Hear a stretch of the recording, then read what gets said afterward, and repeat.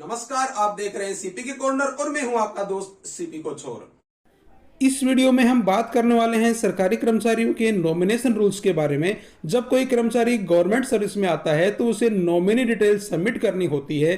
तो इस वीडियो में हम बात करने वाले हैं गवर्नमेंट एम्प्लॉयज के नॉमिनेशन रूल्स के बारे में। इसके बाद हम देखेंगे नॉमिनेशन का प्रोसेस और लास्ट में हम एक एग्जाम्पल के द्वारा देखेंगे कि नॉमिनेशन फॉर्म कैसे भरा जाता है। तो बने रहिए सीपी के कॉर्नर के साथ। और हाँ, अगर आपने सीपी के कॉर्नर अभी तक भी सब्सक्राइब नहीं किया है, जल्दी से कर लीजिए ताकि सीधी और सरल भाषा में फैक्ट के साथ वीडियो सबसे पहले पहुंचे आपके पास। आइए मिलके शुरू करते हैं।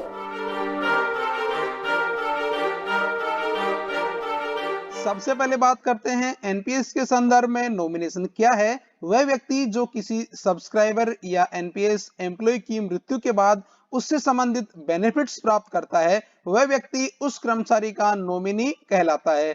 कोई भी एनपीएस सब्सक्राइबर या एनपीएस एम्प्लॉय जब इस पर्पज के लिए नॉमिनी चूज करता है या किसी को नॉमिनेट करता है तो यह प्रोसेस नॉमिनेशन कहलाता है। नॉमिनी साधारणतः कर्मचारी का स्पाउस, कर्मचारी के बच्चे या फिर कर्मचारी के पेरेंट्स होते हैं। सब्सक्राइबर या गवर्नमेंट एम्प्लॉय एक या एक से ज्यादा को भी नॉमिनेट कर सकते हैं।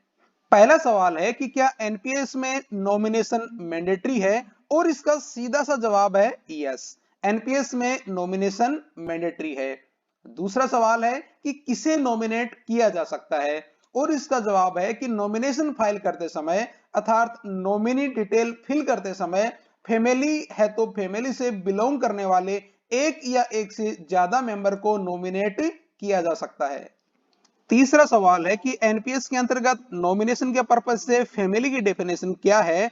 एनपीएस में नॉमिनेशन के पर्पज से फैमिली डिटेल निम्नानुसार है। इसमें पहला पॉइंट मेल एम्प्लॉय या सब्सक्राइबर के संदर्भ में है।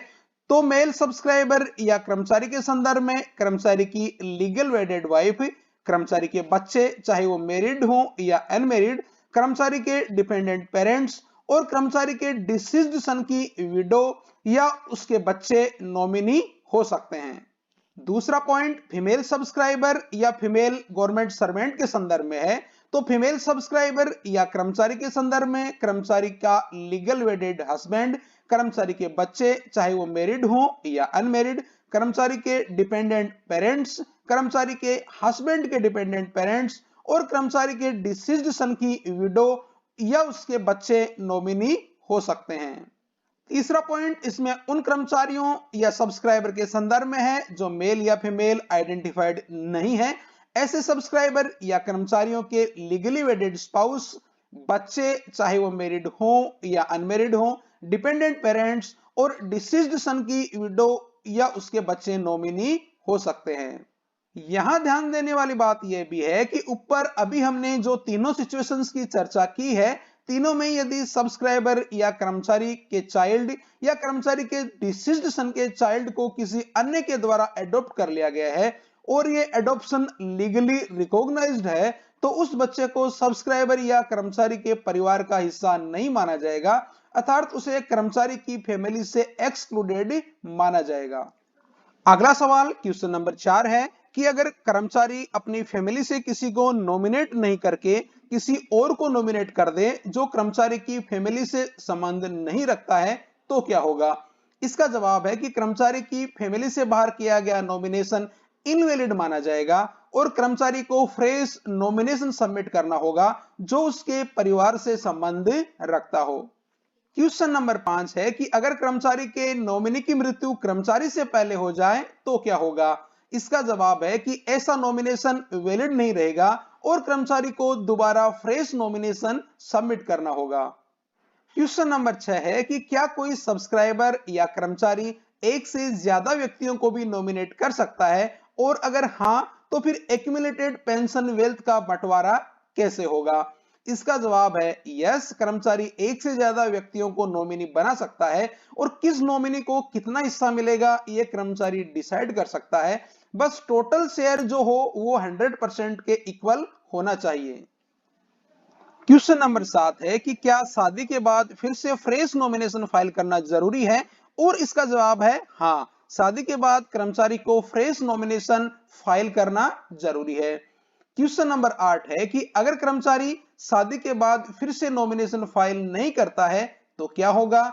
इसका जवाब है कि शादी से पहले फाइल किया गया नॉमिनेशन इनवैलिड माना जाएगा और शादी के बाद कर्मचारी को फिर से नॉमिनेशन सबमिट करना होगा।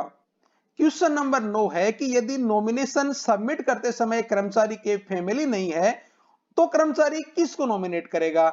इसका जवाब है कि यदि नॉमिनेशन सबमिट करते समय कर्मचारी के फैमिली नहीं है तो कर्मचारी अपनी पसंद से किसी को भी नॉमिनेट कर सकता है, लेकिन आगे जैसे ही कर्मचारी फैमिली एक्वायर करता है पहले किया नॉमिनेशन इनवैलिड हो जाएगा और कर्मचारी को फिर से फ्रेश नॉमिनेशन सबमिट करना होगा। क्वेश्चन नंबर 10 है कि क्या कोई कर्मचारी किसी माइनर या नाबालिग को नॉमिनेट कर सकता है? इसका जवाब है हाँ। नॉमिनेशन पूरी तरह से या पार्शियली दोनों ही स्थितियों में नाबालिग के नाम किया जा सकता है। इसके अलावा सब्सक्राइबर परिवार के किसी बड़े को माइनर का गार्जियन भी नियुक्त कर सकता है। क्वेश्चन नंबर 11 है कि क्या कर्मचारी परिवार से बाहर के किसी व्यक्ति को माइनर का गार्जियन नियुक्त कर सकता है?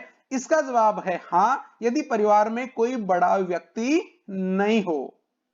क्वेश्चन नंबर 12 है कि कोई कर्मचारी कितनी बार अपनी नॉमिनेशन डिटेल को मॉडिफाई कर सकता है?